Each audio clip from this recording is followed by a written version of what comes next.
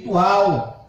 Porque por mais que você esteja cheio de casaco aí, de roupa, mas espiritualmente, quando o homem ele está longe do Senhor e ele está nu, e talvez você esteja nesta situação. Glória a Deus. Deus perguntou a Adão por que estava nu. Ele disse: por que estava escolhido? Porque estava nu. E quem te disse que tu estava nu? Quem te mostrou que estava nu? Então agora vem o relato, porque desobedeceu ao Eterno, desobedeceu ao mandato de Deus, né? Mas ele diz: portanto, tomai e levantai as mãos cansados e os joelhos desconjuntados. Ele fala para os fracos aqui, né? Você está falando para aqueles que estão, glória a Deus, desanimado, glória a Deus, né? Aqueles que não têm nenhum vigor, não tem, um dia foi cristão, um dia foi evangélico, não vou falar que foi cristão e que hoje está afastado do Senhor, não tem mais prazer de ir para a igreja, de estar na igreja, de estar na presença de Deus. Por quê? Porque veio, não é? O desânimo, veio a falta de força, né? E está enquadrando esta pessoa a ficar detida dentro de casa, ficar detido por trás das moitas, como nós estamos falando. Aleluia. Eu até falando aqui sobre este texto, até falando sobre Adão, porque a missionária até na mensagem, no texto devocional da noite, ela falou sobre, glória a Deus, o livro de Gênesis, capítulo 4, no livro de Bereshit, em hebraico sabemos que é o livro de Gênesis, né? Então, como ela falou no livro de Bereshit, no livro de Gênesis, e aqui também nós narramos, vemos também um pouco, o ponto também lá do livro de Bereshit, no livro de Gênesis, e ele diz assim: fazei veredas direitas para os vossos pés, para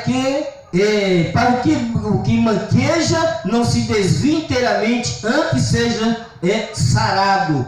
Ele está falando para alguém nesse texto que já foi evangélico. Ele está falando para alguém que já serviu outrora ao Eterno, mas que, né, está fraco, que está desanimado. Mas ele diz, o apóstolo, não sei se foi o apóstolo Paulo, porque existe uma questão de quem escreveu a carta aos Hebreus.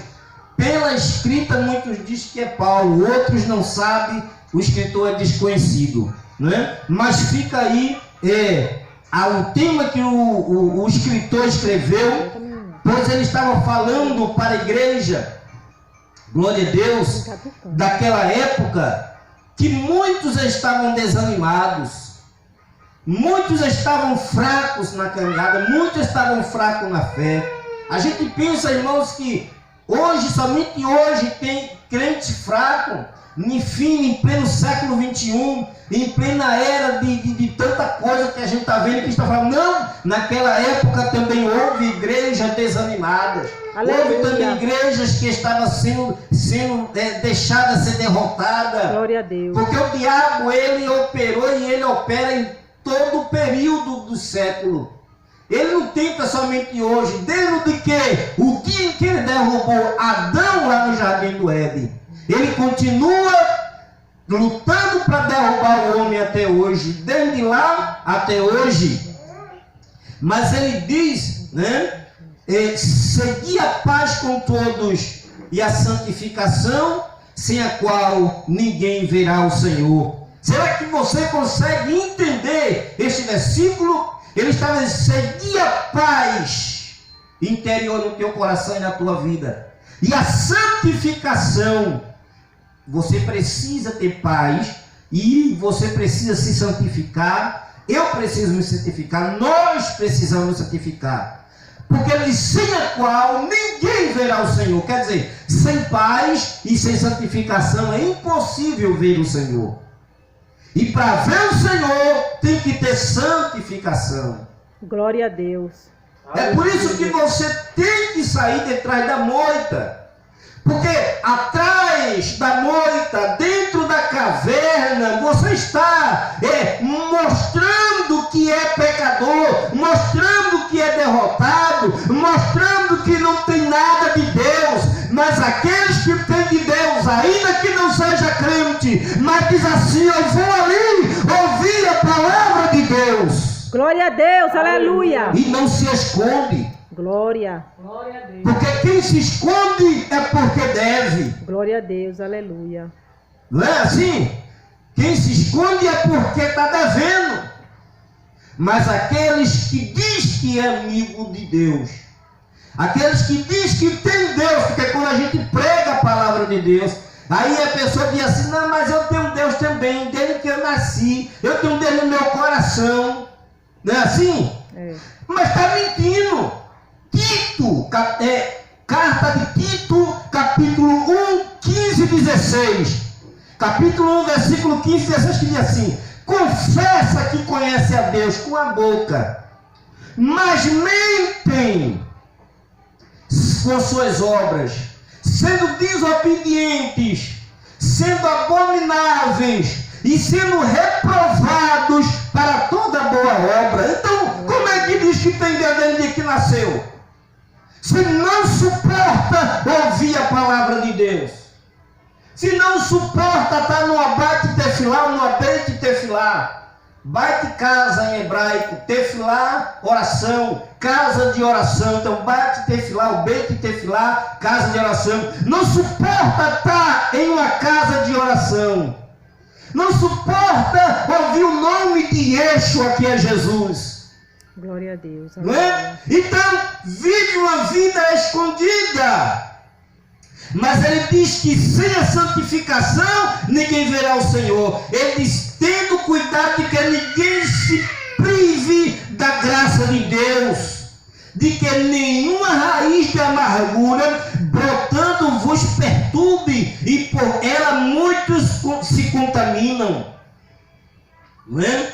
Por causa da amargura. Glória a Deus. Quantas pessoas que estão dentro de casa hoje não querem servir a Deus porque está amargurado, porque tem pouco dinheiro, talvez porque esteja doente, talvez porque esteja desempregado, talvez porque não vive bem com o esposo ou com a esposa, aleluia. Talvez porque algum problema aconteceu na família e perdeu a fé, perdeu a esperança, perdeu tudo. Mas ele diz assim: não se prive da graça de Deus. Glória a Deus.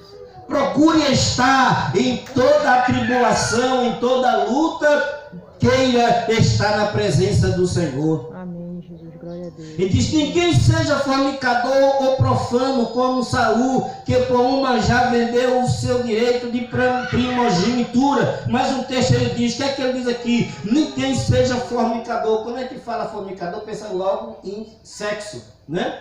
Pensa logo em que está pecando. Em alguns pontos do dia eu falo sobre isso aqui, né? Mas quando ele diz assim: não seja fornicador como Esaú. Por quê? Porque Esaú, fornicação não é só bíblica, na linguagem bíblica, não é somente fornicação. Então o jovem está em fornicação, porque o jovem está ali, desculpa as expressões que os irmãos estão por causa aqui, em masturbação, né? Mas fornicação não é só isso na Bíblia.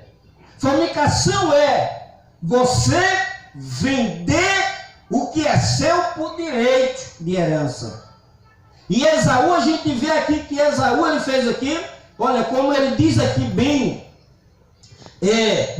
como Esaú, que por uma já vendeu o direito de primogenitura. Quer dizer, quando ele chegou da peleja, quando ele chegou lá na peleja não, mas Saul era caçador, né? Que a gente sabe, Jacó era aquele moço que ficava muito dentro de casa. Um dia Saul veio do campo, né? E não trouxe ração, não trouxe nada, não trouxe animal, nada. E ele viu Jacó